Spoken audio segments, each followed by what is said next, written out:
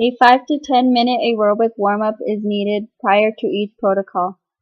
Each protocol requires measurements to be taken twice. The Canadian trunk forward flexion test assesses hamstring and lower back flexibility. To begin, the subject should remove shoes and place feet flat against the box. The subject should exhale while reaching forward as far as possible, keeping hands parallel. Knees should not be bent, and the position should be held for 2 seconds. Both the Canadian trunk forward flexion test and the YMCA sit and reach test are scored by the most distant point reached with the fingertips.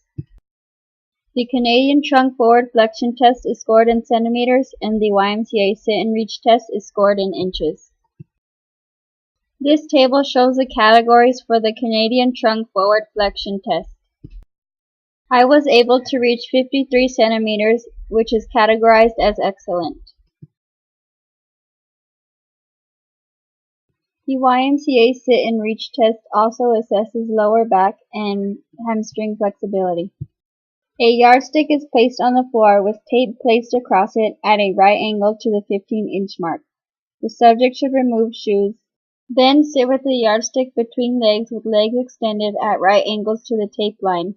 Heels should touch the edge of the tape line about 10 to 12 inches apart.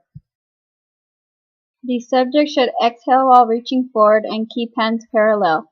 The position should be held for 2 seconds.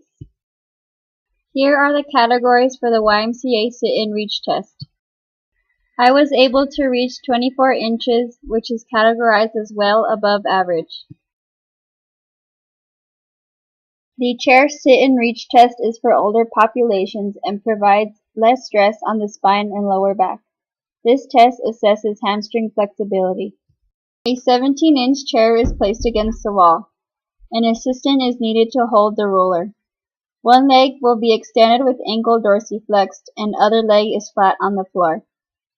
Keep head normally aligned.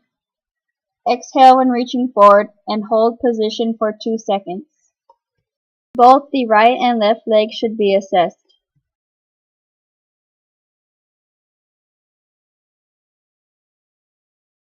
The Thomas test assesses hip flexor flexibility. To begin, the subject will lie supine on the back. Then they will bring one leg towards the chest to the point where the lumbar spine is snug to the floor. If tested leg remains in contact with the floor, the hip flexors of that leg are flexible. If tested leg rises, its hip flexors are inflexible. Since both the tested legs did not rise up, I will categorize myself as flexible.